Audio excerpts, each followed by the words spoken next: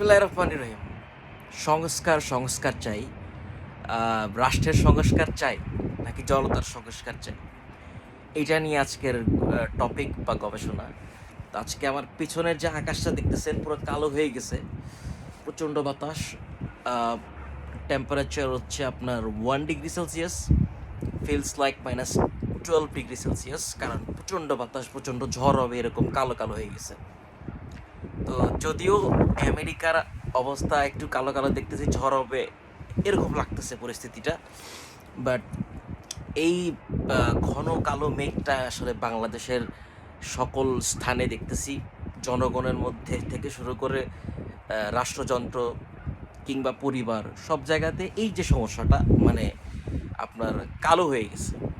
ঝড় হওয়ার আগে যেরকম আকাশটা যেরকম কালো হয়ে যায়, ঠিক এইরকম কালো আমাদের পরিস্থিতি তৈরি হয়েছে। কি কারণে তৈরি হয়েছে? গতকালকে একটা খবর দেখলাম, নিউজ ডিবিসি বাংলাতে চলে আসছে। আমি পুরো স্ক্রল করতে করতে ফেসবুকে দেখলাম যে ঝিনাইদহ একটা এতিমখানায় একটা শিশু ইফতারিতে অতিরিক্ত বেঁচে যাওয়া কমলা খাইছে। কমলা খাওয়ার পরে তাকে শিক্ষক 8 থেকে 10টা ব্যাট দিয়ে তার শরীরের মধ্যে মারতে মারতে 8-10টা ব্যাট ভাঙছে। তো ভাঙার পরে সে হসপিটাল, তার বাপ মা তাকে দেখতে গেল বা আত্মীয় স্বজন দেখতে গেল, কান্নাকাটি, এরকম একটা অবস্থা পরিস্থিতি।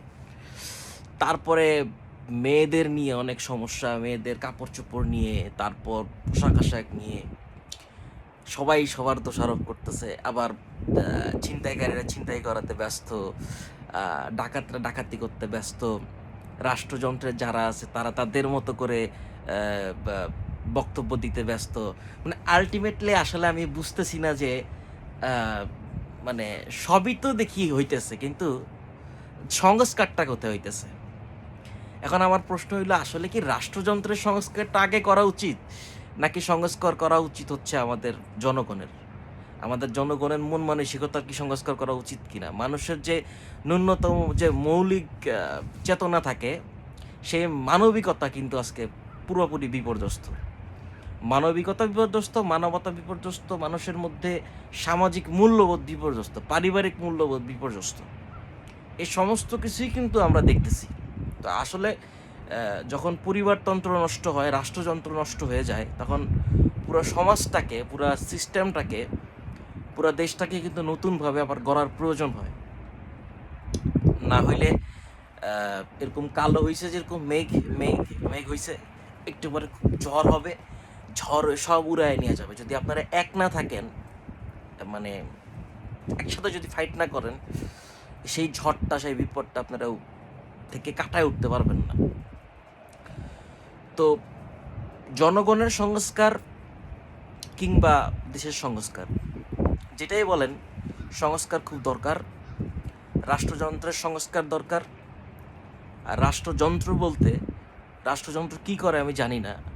সর্বপ্রথম একটা দেশ চালাইতে হইলে তখন তাদের যেটা প্রয়োজন, একটা দেশের নিরাপত্তা নিশ্চিত করা, সশস্ত্র বাহিনী, সেনাবাহিনী, আনসার, বিজিবি, র্যাব, আইন শৃঙ্খলা বাহিনীকে সংস্কার করা, শক্তিশালী করা এবং নিউট্রাল একটা পজিশনে তাদেরকে বিচার করার মতো স্বাধীনতাটা দেওয়া। এই সংস্কারটা সবার আগে প্রয়োজন একটা রাষ্ট্রযন্ত্রের। তারপর সরকারের বিভিন্ন স্তরের সংস্কার প্রয়োজন। অতঃপর আসে হচ্ছে সিস্টেম নতুন করে বিল্ড আপ করা। ভাই, একজন পথচারী হিসেবে আমি যে জিনিসটা চাই রাষ্ট্রের কাছ থেকে, যে আমি আমার ফুটপাথ দিয়ে হেঁটে যাব, ফুটপাথটা পরিষ্কার পরিচ্ছন্ন থাকবে, ভাঙা থাকবে না। কারো কোনো বাড়ি নির্মাণ করতেছে, তাদের বাড়ি থেকে যে যে আপনার কনক্রিটগুলো আছে, রাস্তায় ধুলাবালি ফালাবে না, বা একজন মানুষ হিসেবে দেশে স্বাধীনভাবে মাস্ক ছাড়া নিঃশ্বাস নেওয়ার জন্য যে আমার ব্যবস্থা করে দেওয়া, সেটাও কিন্তু একটা চাহিদা বা আকাঙ্ক্ষা।